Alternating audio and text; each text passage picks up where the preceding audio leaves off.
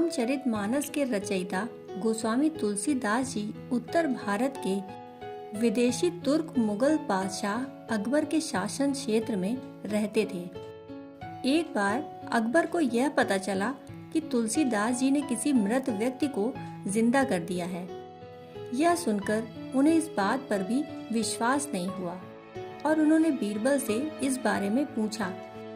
बीरबल ने उन्हें बताया कि तुलसीदास जी ने रामचरितमानस लिखी है। वे एक पहुंचे हुए कवि हैं। यह सुनकर बादशाह ने तुलसीदास जी को अपने सामने हाजिर होने का फरमान भेजा। अकबर के सैनिकों ने तुलसीदास जी के पास जाकर कहा कि बादशाह ने तुम्हें हाजिर होने को कहा है। तुलसीदास जी ने कहा कि मेरे तो एक ही बादशाह हैं, वो है प्रभु श्री राम। मैं तो भगवान श्री राम का भक्त हूँ। मुझे किसी बादशाह या किले से क्या लेना देना।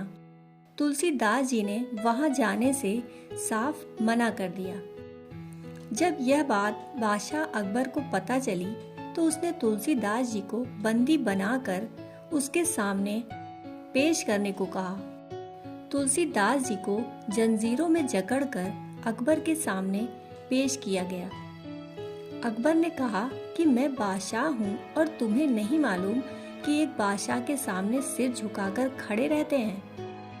यह सुनकर तुलसीदास जी ने कहा, मेरा सिर तो मेरे प्रभु श्री राम के सामने ही झुकता है, क्योंकि वे ही तीनों जहां के मालिक हैं। यह सुनकर बादशाह अकबर क्रोधित हो गया और उसने कहा कि हम चाहें तो अभी तुम्हारा सर कलम कर सकते हैं या तुम्हें बंदी बनाकर कारागार में डाल सकते हैं।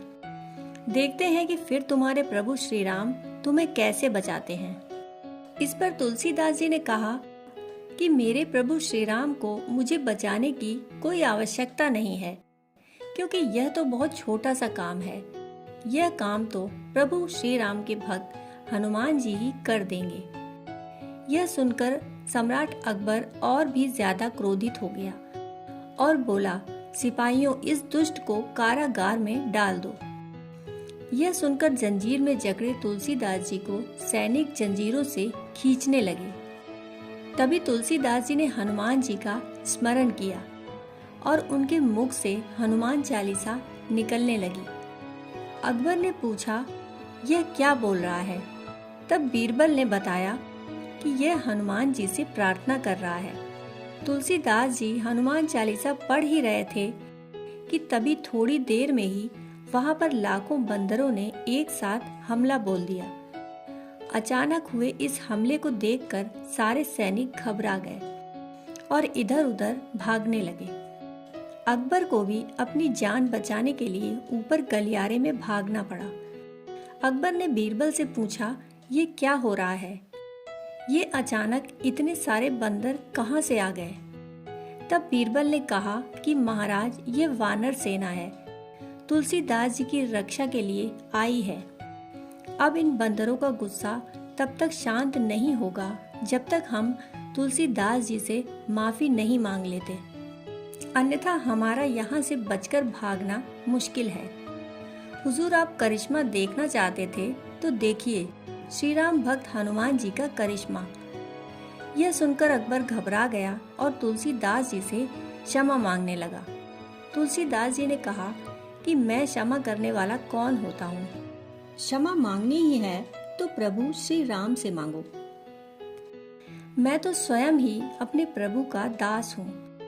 बाद में अकबर ने तुलसीदास जी को सम्मान सहित लाव लश्कर के साथ मथुरा भिजवा दिया। कहते हैं कि बाद में हनुमान जी ने तुलसीदास जी के सामने प्रकट होकर कहा कि तुमने मेरे प्रति जो स्तुति पढ़ी है वह अद्भुत है। आज के बाद जो भी यह चालीसा पढ़ेगा उस राम भक्त की रक्षा के लिए मैं स्वयं उपस्थित हो जाऊंगा। इस चालीसा को हनुमान चालीसा के नाम से जाना जाएगा। उल्लेखनीय है कि ऐसा भी कहा जाता है कि अकबर ने तुलसीदास जी से उसकी प्रशंसा में कुछ ग्रंथ लिखने और चमत्कार दिखाने के लिए कहा था, परंतु उन्होंने ऐसा करने से मना कर दिया था।